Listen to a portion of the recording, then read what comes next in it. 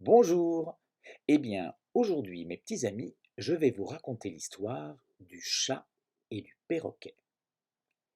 Il était une fois un chat qui avait pour ami un perroquet, et ils avaient convenu de s'inviter mutuellement à dîner. Le chat devait commencer. Mais le chat était très avare, il n'aimait pas beaucoup dépenser ses sous. Alors, pour le perroquet, il prépara un petit morceau de gâteau et un verre de lait. Le perroquet se rendit chez le chat, mais trop poli pour se plaindre, il ne dit rien, mangea son petit bout de gâteau, but son verre de lait et s'en repartit chez lui. Puis il se dit, quand ce sera mon tour d'inviter le chat, je ferai plein de bonnes choses à manger. Et vint son tour d'inviter le chat.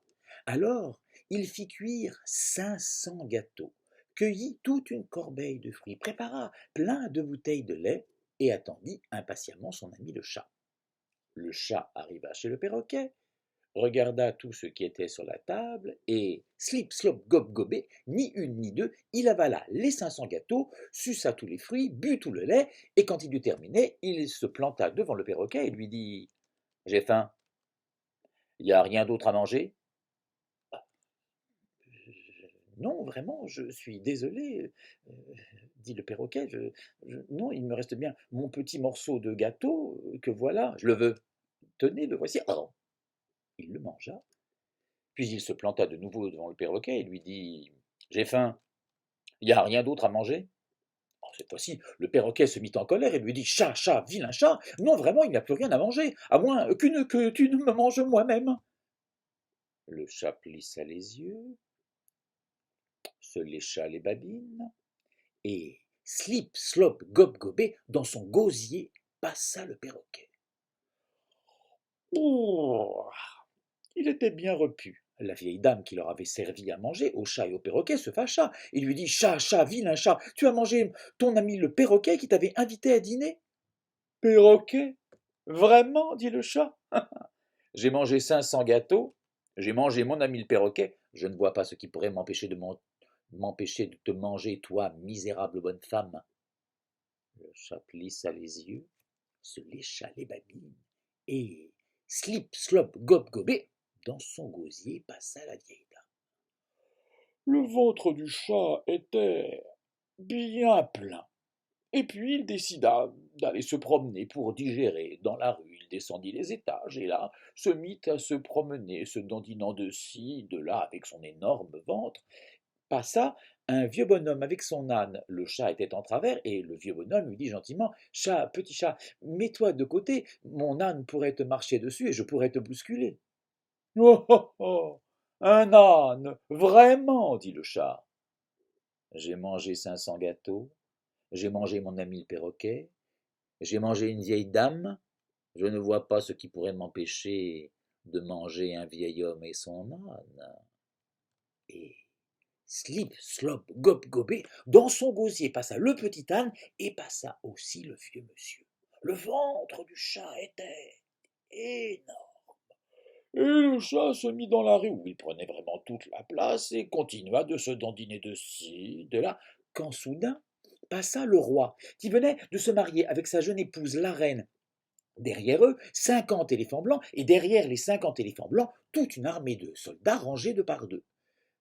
Le roi interpella le chat et lui dit: Chat, petit chat, mets-toi de côté, mes éléphants pourraient t'écraser et mes soldats te piétiner. Bon, dit le chat, vraiment, j'ai mangé 500 gâteaux, j'ai mangé mon ami le perroquet, j'ai mangé une vieille dame. J'ai mangé un vieux monsieur avec son âne. Alors qui m'empêchera maintenant de manger un roi, une misérable reine, 50 éléphants blancs et toute une armée de soldats rangés de par deux? Le chat plissa les yeux, se lécha les babines, et slip, slop, gob, gobé, dans son gosier passa le roi, la reine, les 50 éléphants blancs et tous les soldats rangés deux par deux. Le ventre du chat était gigantesque. Et là, tout encombré par son bois, il descendit sur la plage pour se reposer un peu. Il allait se poser sur le sable quand deux petits crabes passèrent en marchant de côté, car les petits crabes marchent de travers. Et les petits crabes disaient: Pousse-toi, pousse-toi, pousse-toi, monsieur le chat, poussez-vous, nous sommes pressés, nous voudrions passer. Oh, dit le chat en les prenant chacun dans ses pattes. J'ai mangé 500 gâteaux, j'ai mangé mon ami le perroquet, j'ai mangé une vieille dame, un vieux monsieur avec son âne, un roi, une reine, 50 éléphants blancs et toute une armée de soldats rangés de part. Alors qui m'empêchera de vous déguster en dessert? Et slip, slop, gop, gobé, dans son gosier passèrent les deux crabes. Et les deux crabes atterrirent au fond du ventre du chat.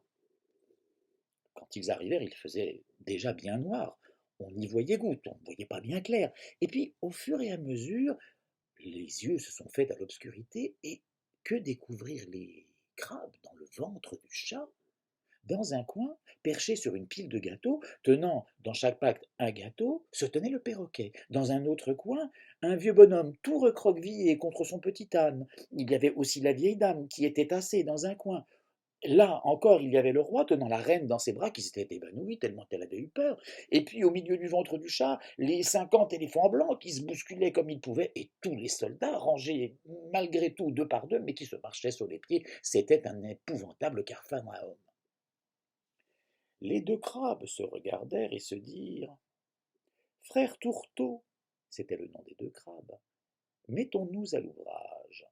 Et snip, snap, snip, snap, ils firent un petit trou dans le ventre du chat. Et snip, snap, snip, snap, snip, snap. Et puis un plus grand trou dans le ventre du chat. Snip, snap, snip, snap, snip, snap. Et enfin un très très grand trou.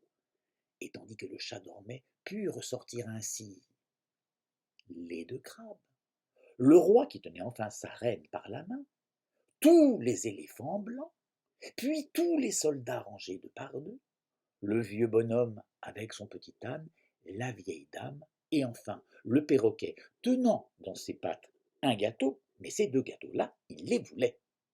Eh bien, savez-vous ce qui arriva au chat quand il se réveilla? Il passa toute la journée à recoudre son ventre. Le scélérat, c'était bien fait pour lui.